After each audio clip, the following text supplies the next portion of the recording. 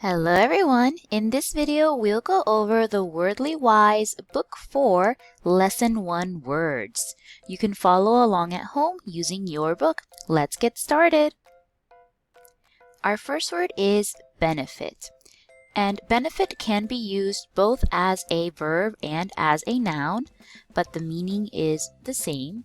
It means to help or be helpful to be useful to, and something that is useful or helpful that does good.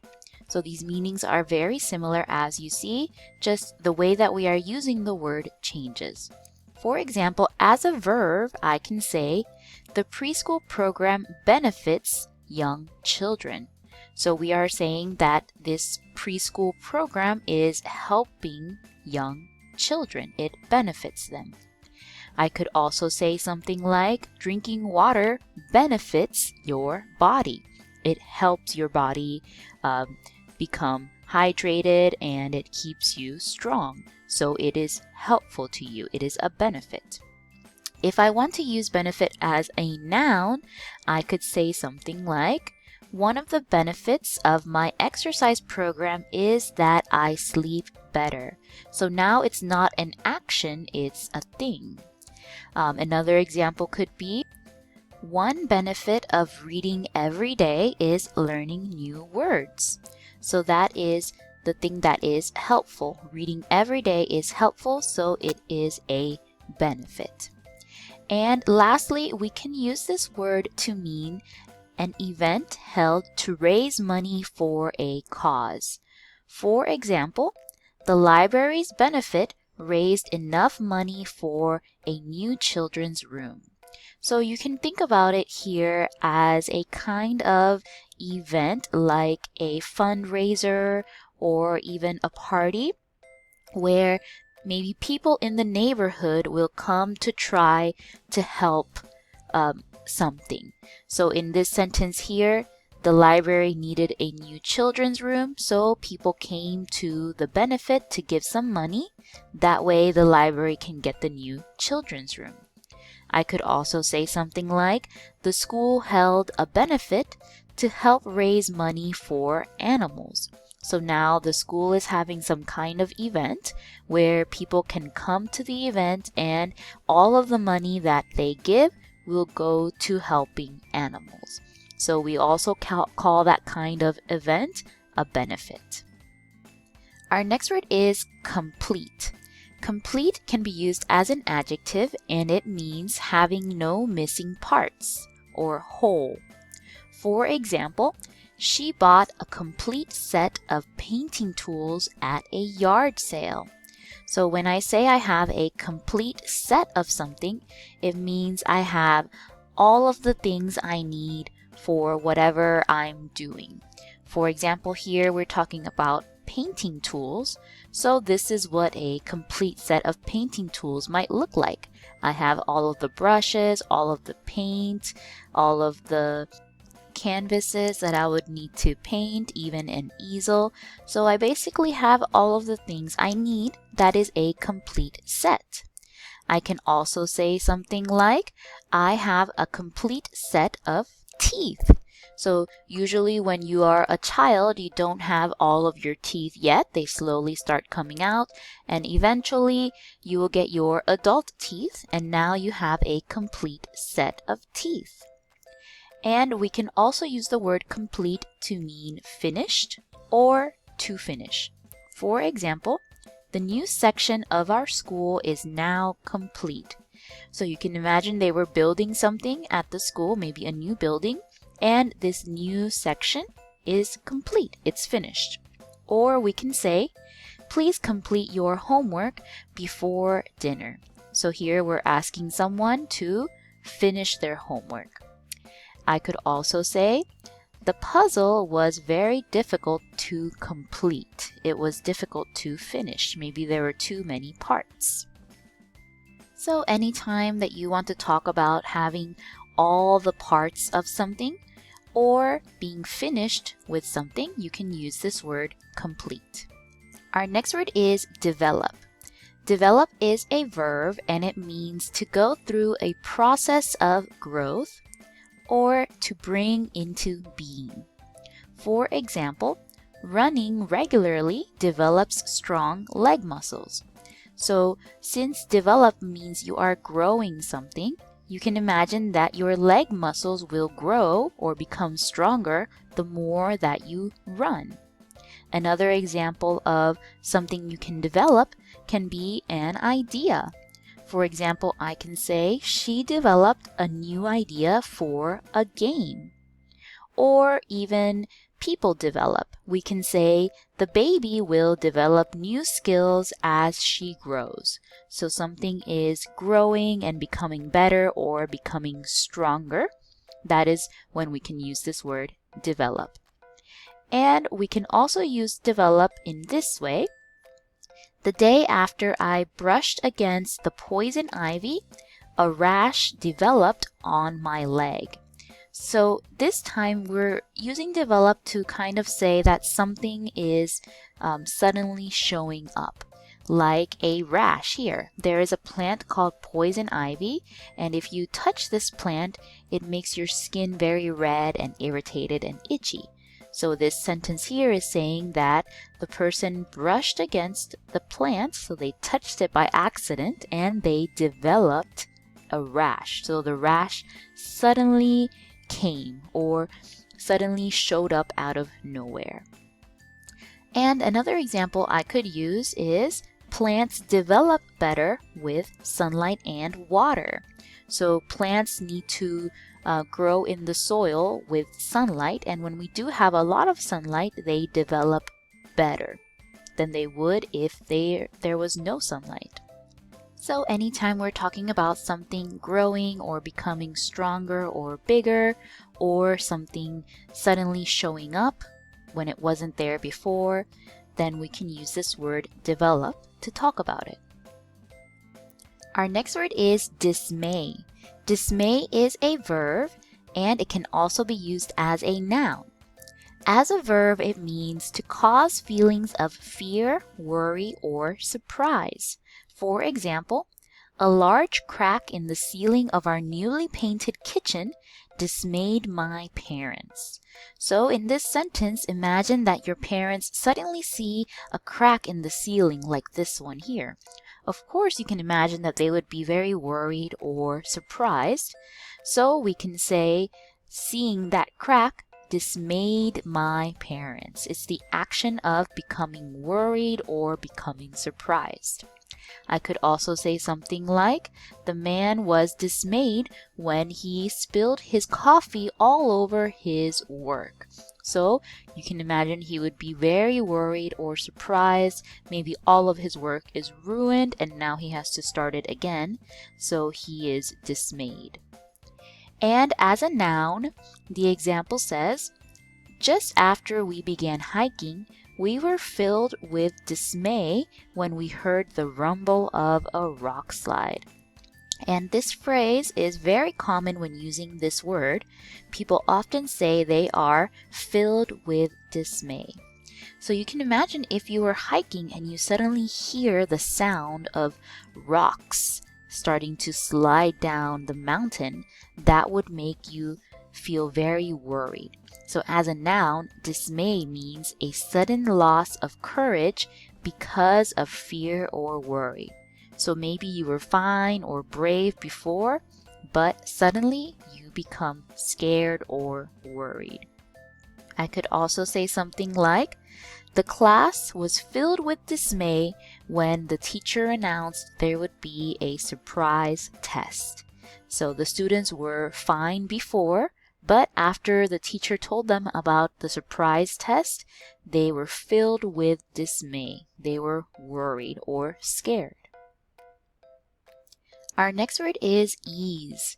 Ease means a state of being comfortable without worry, pain, or trouble. For example, my piano lessons allow me to play a concert with ease. So just like in this picture here, if she had piano lessons and she also had to do a concert, then she can play with ease. because she already knows how to play the piano thanks to her piano lessons. She doesn't have to worry or she doesn't have to have any trouble with playing the piano for the concert. So anytime that something is easy or comfortable to do, then we can use this word ease to describe that situation. I could also say something like, he solved the math problem with ease because math is his favorite subject. Let's say that this boy is very, very good at math and there's a lot of math problems for him to solve. Well, because he's good at math, he can solve them with ease. He can solve them without any worry or without any trouble. And we can also use ease as a verb to mean to make less worried, pained, or troubled. For example, it eased my mind to hear you were safe. If someone didn't know if you were safe or not, then finally hearing that you were safe might make them feel eased. So it'll make them less worried or less troubled. I could also say the medicine helped ease the pain. So if you are hurting because you are sick, then taking medicine will reduce your pain. Remember, ease means to make less worried, pained, or troubled as a verb. Our next word is hail. And hail has two very different meanings. So let's talk about the weather first. As a noun, hail means small lumps of frozen rain. So it's not exactly snow, it's more like ice balls falling down to the ground. The example says, the hail bouncing off the metal roof of the garage made a terrible noise. And hail can also be used as a verb, so now it's the action, and it is to fall as frozen rain. For example, my father's corn plants suffered a lot of damage when it hailed yesterday. So hail looks like this. It's basically an ice ball, and they can be many different sizes. They can be very small, like smaller than your fingernail, or they can even be as big as a baseball. And hail can be very dangerous if it is big like this. It can cause a lot of damage to cars or houses, and in some cases it can even hurt people very badly if they are outside when it's hailing. So we can use the noun hail to talk about this thing, this hail, and we can use the verb hail to talk about the actual action of the hail falling down to the ground. The other meaning of hail is to greet or welcome, usually with admiration. So it's still being used as a verb here. For example, the band played Hail to the Chief as the president came in. So this sentence is using hail in the title of a song that is being used to welcome someone important like a president. Another example of this word being used as welcoming or greeting someone, let's say that there was a team that won many games and they're going to their next game now, so they are starting the game here, and the crowd maybe is going to welcome them when they go onto the field. So we can say the crowd hailed the team as they walked onto the field. So they welcomed them, they cheered for them, they really like them and admire them. They have a lot of admiration. I could also say the city hailed their team when they arrived home after winning the game. So imagine that in this bus there is a soccer team or other kind of sports team, and as they came home after winning a big game, then maybe the crowd in the city came together here to welcome them or to hail them. This word is not as common as using hail to talk about the weather though. So this one is much more common than using hail as a greeting word. Our next word is lack, And lack is a verb that means to be without. For example, he never sees the funny side of things because he lacks a sense of humor. So when people talk about a sense of humor, they're talking about someone who thinks that jokes are funny. So someone who has a good sense of humor will often laugh when they hear a joke, and someone who lacks a sense of humor probably will not laugh when they hear a joke. Maybe they think that jokes are not funny or childish, so someone might say that they lack a sense of humor. Similarly, I could say a lack of sleep made her tired. So maybe she didn't get enough sleep, she was without sleep, and because of that lack of sleep, now she is very tired. And the word lack can also be used as a noun, and it means a shortage. Shortage means that there is not enough of something. For example, a lack of money forced our library to close on weekends. So if there is not enough money to keep the library open, then it might have to close down some days, or it might have to just totally shut down. So that is a lack of money. There's not enough money. I could say also, the plant died because it lacked water. Or there was a lack of water which caused the plant to die. So there was not enough water and this plant sadly died. So anytime that there is not enough of something or you are without something, we can use this word lack. And when we use it as a noun, you're most often going to see it together with the word of. There is a lack of something. Our next word is master. Master is an adjective and it means chief or main. For example, flip the master switch to turn on the power. So maybe you live in a house that has a master switch like this one. It's usually next to the door of your house, and when you click this switch, you can either turn off all of the lights and electricity in your house or turn them all on. So it controls all of the power in your house. That way, if you are leaving, you can just quickly turn everything off by only touching one switch. So we would call that the master switch or the main switch. And we also use this word a lot to talk about a master bedroom. Some homes will have a main bedroom or the master bedroom, which is the biggest bedroom in the house. So since it's the main one or the biggest one, we call it the master bedroom. And the word master is also used to describe someone who is greatly skilled, so they can do something very well. For example, Rick is a master carpenter. A carpenter is someone who works with wood, so they might make furniture out of wood or they might build homes out of wood.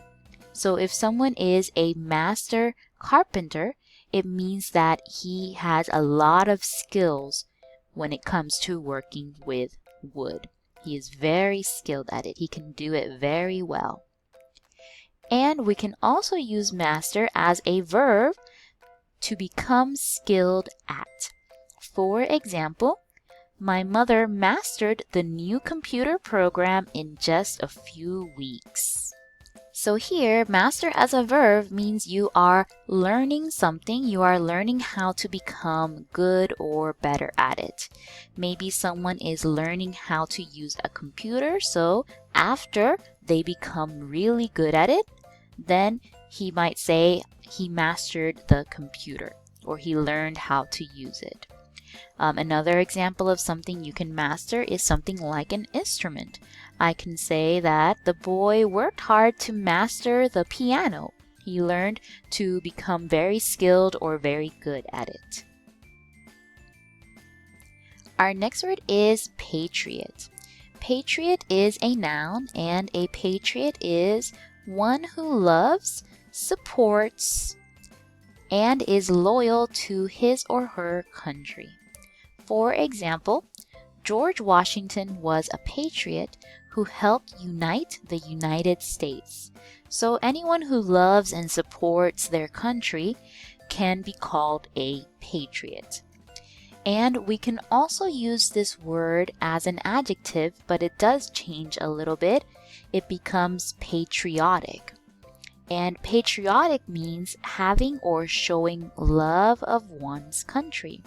For example, America the Beautiful is a patriotic song with words written by Catherine Lee Bates.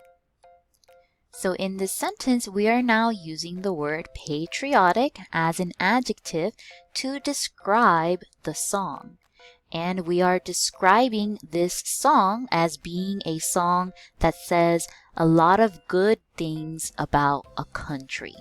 That song is showing a lot of love for a country. So we can call it a patriotic song. And we can also use patriot as a noun, but it changes to patriotism. So patriotism is love of one's country. For example, you can say, some people show their patriotism by proudly flying their country's flag. So now we are showing that someone is kind of like full of love for a country. And whenever that happens, we can use the word patriotism to show that love. So when you're trying to tell these words apart, you can think about just the plain noun patriot as a person who loves their country. You can think about patriotic as a way to describe something that shows love for a country, such as a song or even a painting, for example, can be patriotic. And then patriotism, you can think about it as feeling or an emotion. So patriotism is the feeling of loving your country and being proud of it. And most often, you're going to see this word together in this phrase, show their patriotism. So someone might show their love for a country by doing something, such as flying their country's flag, or maybe wearing the colors of their country, like red, white, and blue here for the American flag, or just waving the flag of their country around. And you can even use all three of these words in one sentence. For example, I could say, the patriot showed his patriotism by wearing a patriotic hat. So this sentence might sound a little funny to you, but you can see that we have patriot talking about a person showing his patriotism, the feeling or emotion of loving the country, by wearing a patriotic hat. So we're describing the hat as being something that shows love for the country. So you can use all three words in one sentence like this. Our next word is project or project. There's two different ways we can pronounce this word. First, project is a noun, and a project is a plan or idea for doing something. For example, my science project is going to show what acid rain does to plants. So this is the most common way that we hear this word, project. You might do a project in school, especially in your science class, like this project here on the water cycle. But there is another way that we can pronounce this word. So when we say it as project, you can kind of hear the O makes that aw sound. But the other way that we say this word is project. Now the O just makes the name of the letter, so it makes the O sound. And project means to stick out or to cause an image to be shown on a screen. So for stick out, The example says, nails are still projecting out of the new floor, so be careful where you walk. So when something is sticking out, it just means it's coming out like this.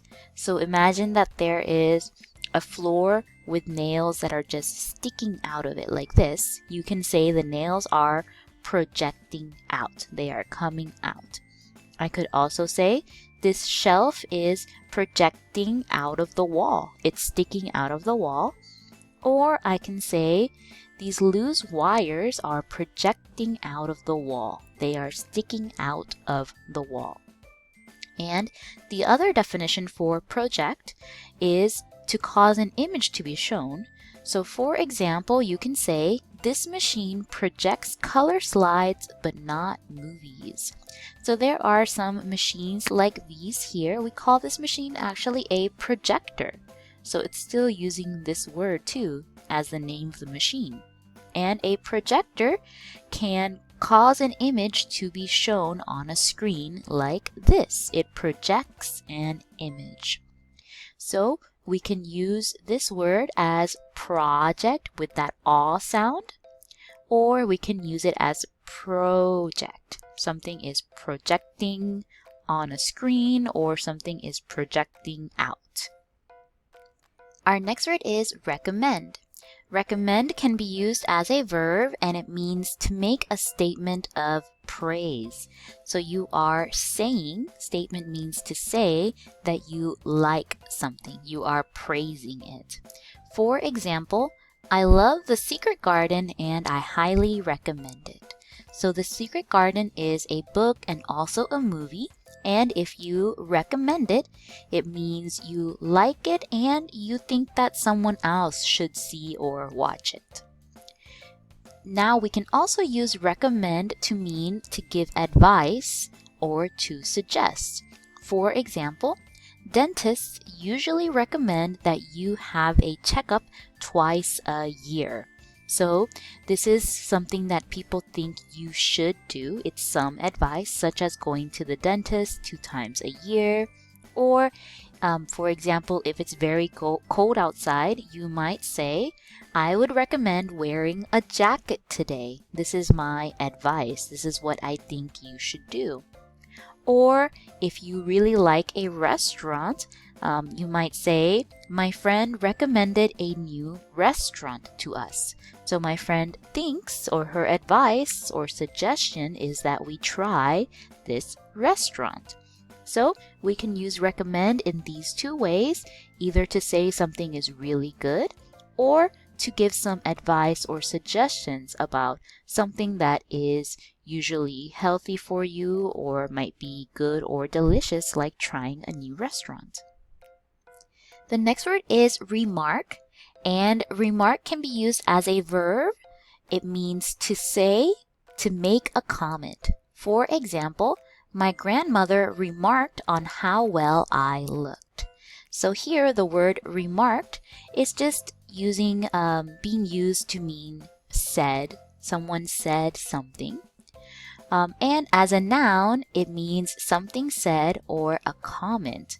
So it's still the same meaning. It's just not being used as the action anymore. It's being used as a thing. For example, when no one else could think of anything to say, I made a remark about how badly we needed rain.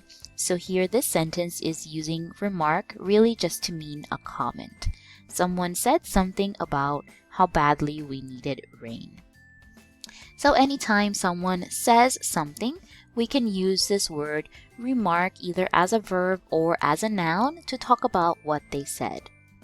And this word can also be used as an adjective, but it does change to remarkable. And remarkable is something that is deserving of being noticed or unusual. It often means something amazing or shocking. For example, for such a young child, he had remarkable strength.